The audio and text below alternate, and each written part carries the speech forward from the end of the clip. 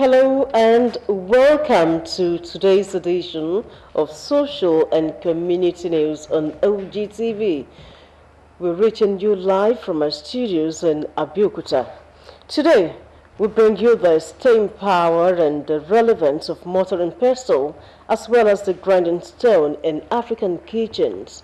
I believe some of you will remember that, grinding pepper, and all that, and also a special on the commercial benefits of goats, ram, and cattle rearing. Morenikeji Shobaloju is our guide on these two reports that border on the African culture. My name is Mojesola Sholaja. It's glad to have you join us.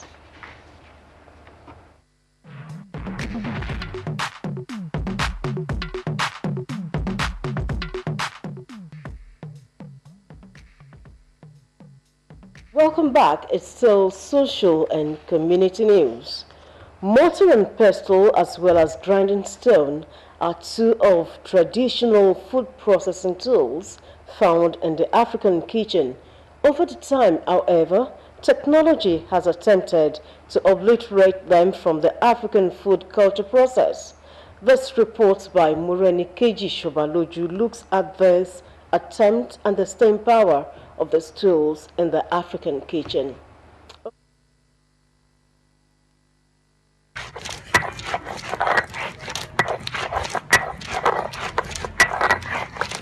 Grinding stone or mortar and pestle are implements used since ancient times to prepare ingredients or substances by crushing and grinding them into a fine paste or powder in the kitchen.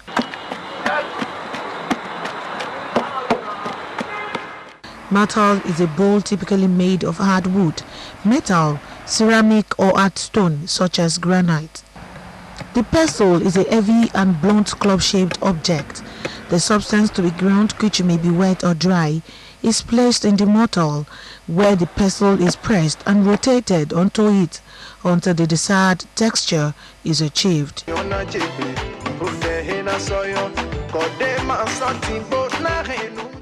The English word mortar derives from classical Latin materium, meaning material for pounding or grinding, the classical Latin platinum, meaning pounder.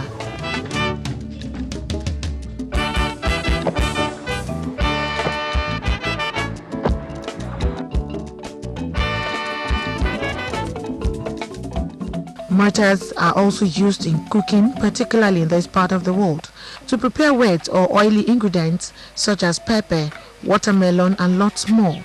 Grinding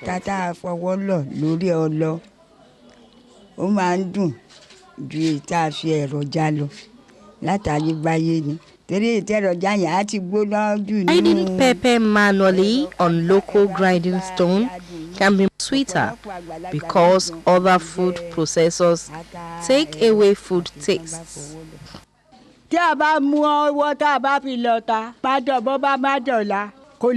Food cooked with pepper grinded on mortar can last for days, longer than the ones done with the use of blender or other food processors. Good mortar and pestle making materials must be hard enough to crush the substance. The materials should also be cohesive so that small bits of the mortar or pestle do not mix with the ingredients. Milling on grinding stone is ancient, and it is not dangerous if the stone is smooth.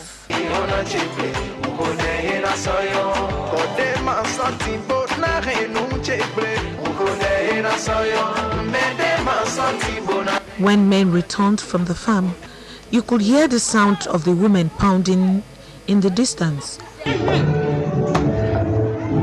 That was the sound of the pestle against the mortar, milling food items for the family meal.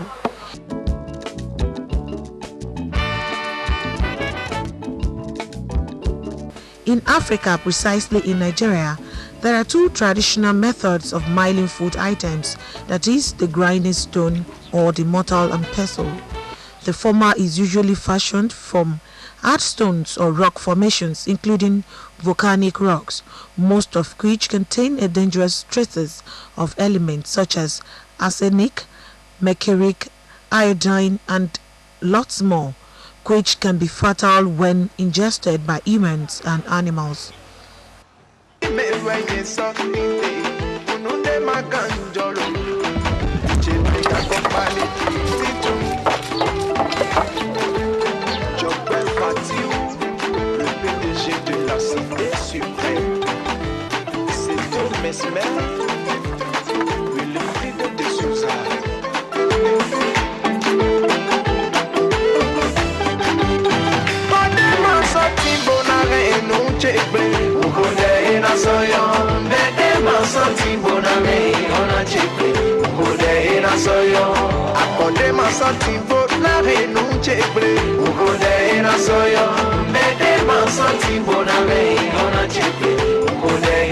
To use the grinding stone, one has to kneel or bend forward, holding the upper milestone with both hands and work it forward and backwards in the hollow of the grinding stone.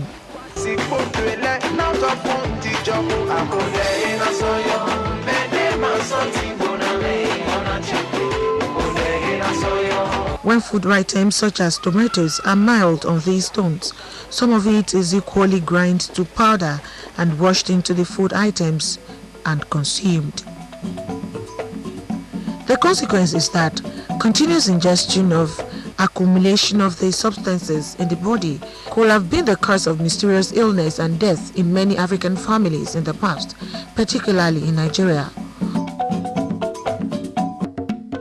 Although nobody has really researched the phenomenon to come up with concrete facts and figures to back this suspicion, it is suffice to say that those grinding stones contained dangerous trace elements.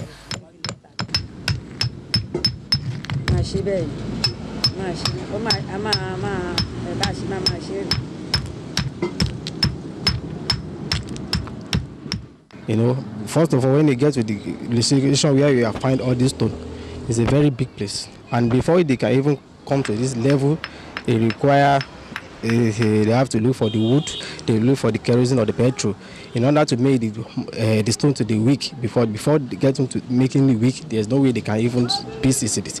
And it requires a lot of tools. There are about 3 stages or 4 stages of tools they are using. They are using a big hammer. I have 2 types of hammer that they are using. One is bigger, one is smaller one. They are using a chisel. By the time before they can even break into this, they have to burn it, make the stone to be weak. Like to take them 2 or 3 days, because depend on the type of the rock. By the time they burn it, they will give it for like 5 hours or 6 hours. Even at times it take a day for the stone to rest. Okay, after that, they will now go the following day. They go there. They started to be hammering it. That mortar you are seeing, you are using, we have a 2 types of this stone that you're looking at now. There is the one they can use for the small, what do you call it, the mortar, and the one that use it for design of this marble, like they were using, like for instance that Vespa. They are using the tool to do the design at the house. Mortar or pestle, on the other hand, becomes quite popular method to mill food in Nigeria.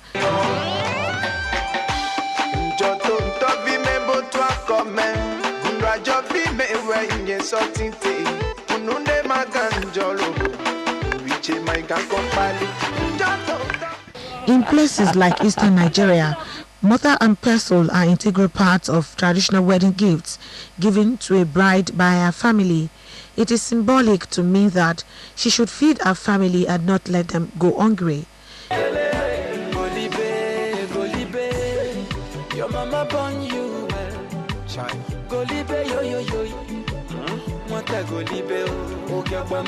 It was also said that during the Biafran War in Nigeria, little babies were hidden under the mortar for safety and survival.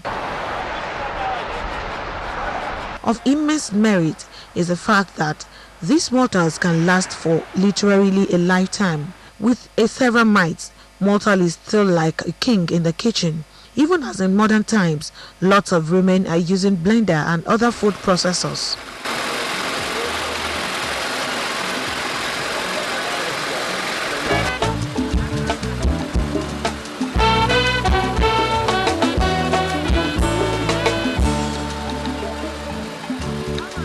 There is a saying in Yoruba parlance which says, "Oba no dey go transfer," meaning the king never leaves his throne. No matter how much we favor our modern food meals, the mortar and pestles remain king in the kitchen. Moreni Keji, Shobaloju, Ogtv Social and Community News.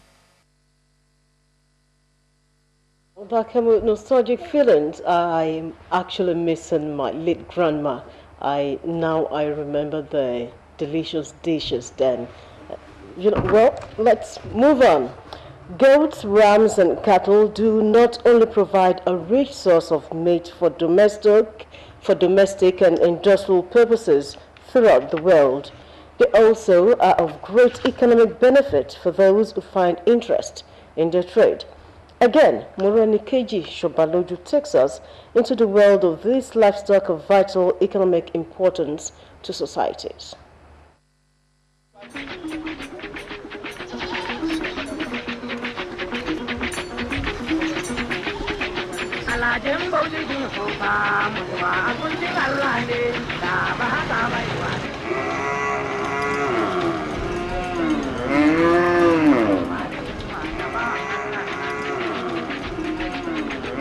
Livestock are domesticated animals raised in an agricultural setting to produce labor and commodities such as meat, milk, and lots more.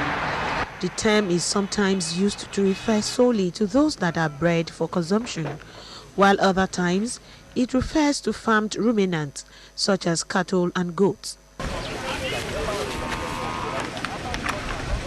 Cattle farming is not new to Africa, yet it is misunderstood by participants in cattle production value chain.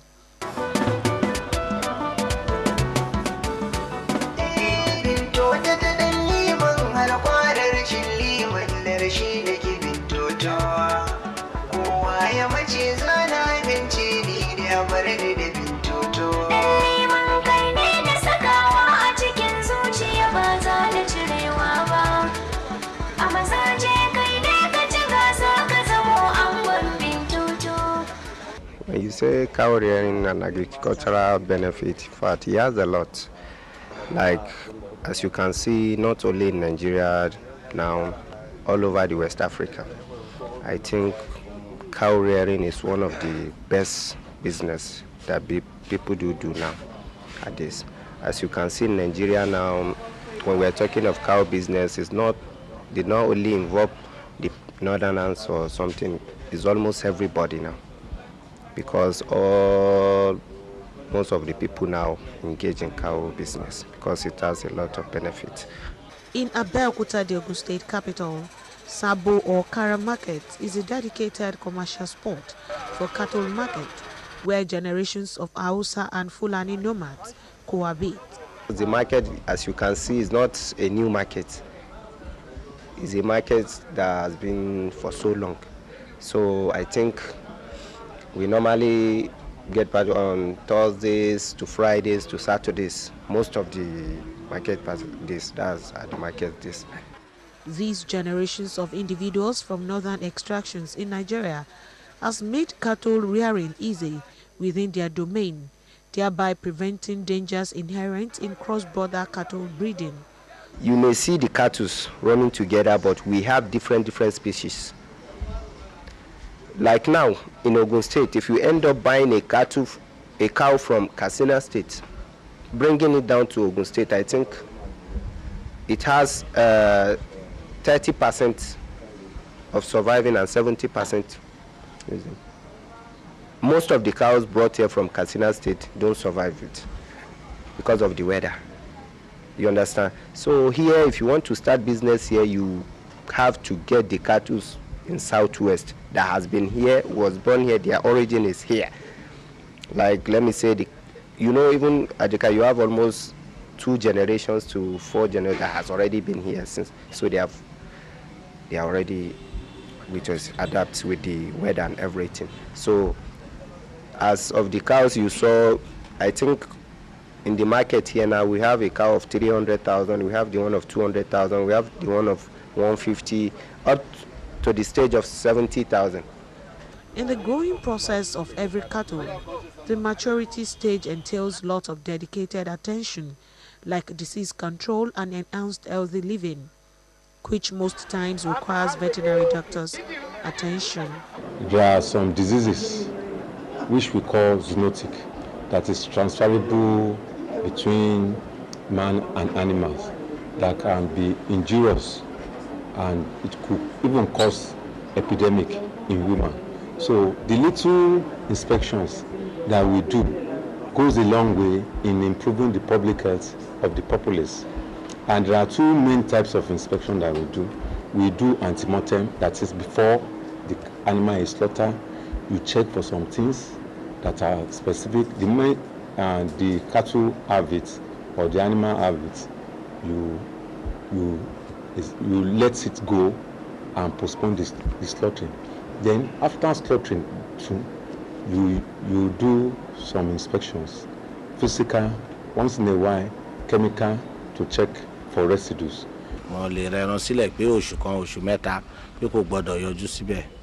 Cattle should not be left unattended to.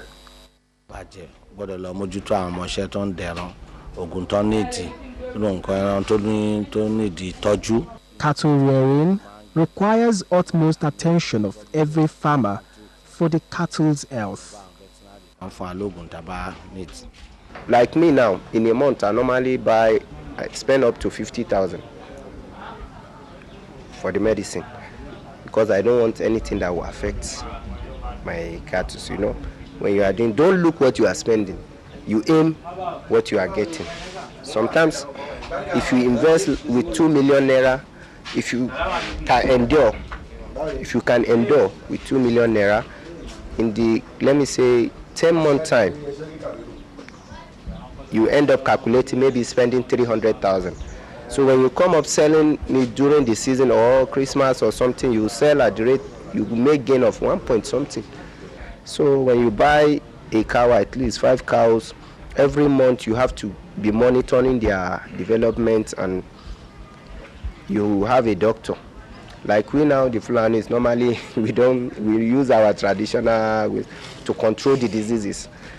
Cattle production can be defined as a chain of 3 manageable processes: the breeding, maintenance, and slaughter, known as animal husbandry.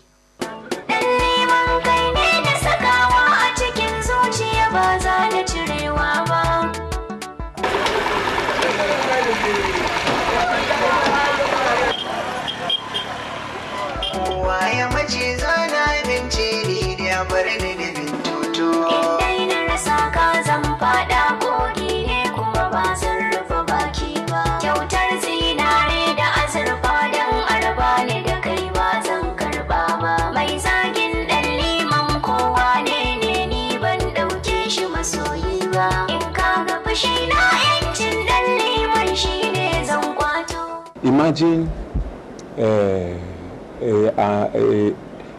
a cow is slaughtered, and that cow will be consumed by close to more than 500 people.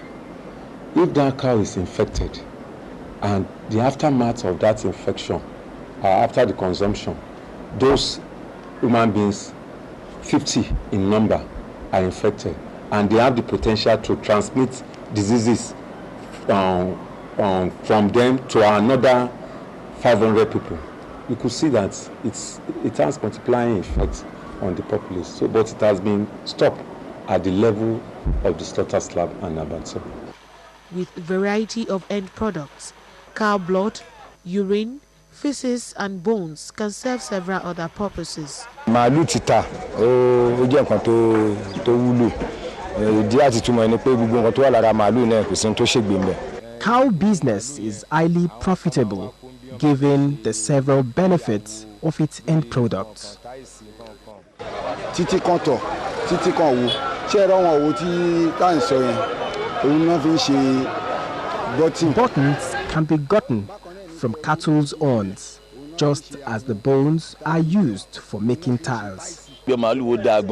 Everything, including horns and feces of cows, are beneficial. Starting up cattle rearing business can be of multiple results for every beginner. For a beginner now, I think you have to get like 5 to 6 cows to start. So I think when you have that 6 to 5 cows, you get a piece of land for your own and try for 5 months and see the development in the cows. When you try like 5 months and see how the development there, if the land is okay, then you can continue. But if the land is not okay there, you have to find another place for the cows if you want to, let me say, gain. I have a friend who bought some cows and just left them with someone. After some time, he now came back there. You want to sell? He sold the cows less, let me say, 30% less than how he bought the cows. You see, that's shortage. A female cow rarely gives birth to more than one calf at a delivery. Téèyàn bá máa fi sin màálù bóyá bí ọdún bí mẹ́ta tó bá jẹ́ kí bí abo ẹran ló ti yé yín abo ẹran yẹn ó kéré pin ó yẹ kó ti lè tó bá ṣe dàgbà sí kéèyàn tó rà ó yẹ kó ti lè bímọ tó bí méjì fún láàrin ọdún mẹ́ta.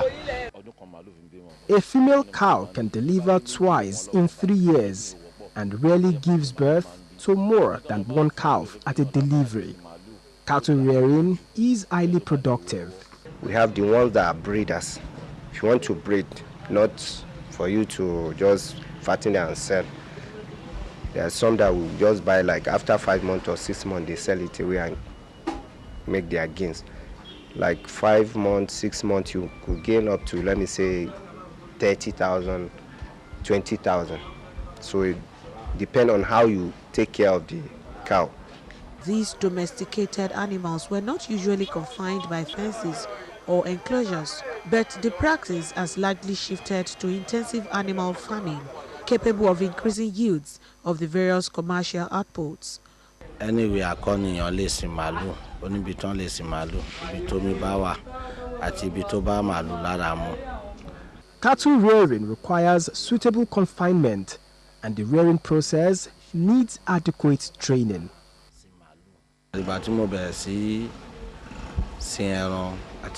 I started cattle business since after my school days because it is a family business. For example, now there are some people who normally comes for advice on how to start. Why some don't ask for advice, they just jump into it. Because it's something, when you say cattle rearing now, it's something that you have to seek the advice and know how to start and know where to do it and know what to buy. Because when you want to do for business, it's different from what maybe you see someone inheritance that so person has cows, I want to do. You understand? The person may be rearing the cow not for the benefit, but just for the name that he has. But when you want to start for business, you have to get the advice, the professionals that will show you the way. If you can't afford to make a little fence or something like that, you use bamboo for them and fence them around so that when they go out grazing, when they come back, you put them there. Goat, on the other hand, is being raised for centuries as a poor man's cow due to its importance of providing employment in rural areas. One can start from 1 to 100 goats. Goats are easy to maintain as they graze on open land.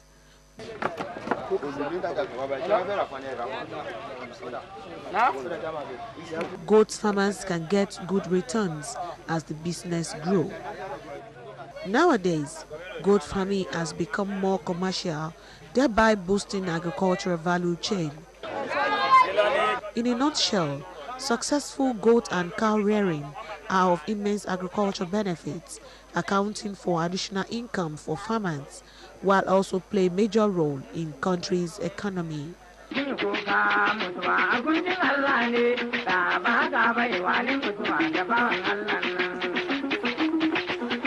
Moreni Keji, Shobaluju, Ogtv Social and Community News.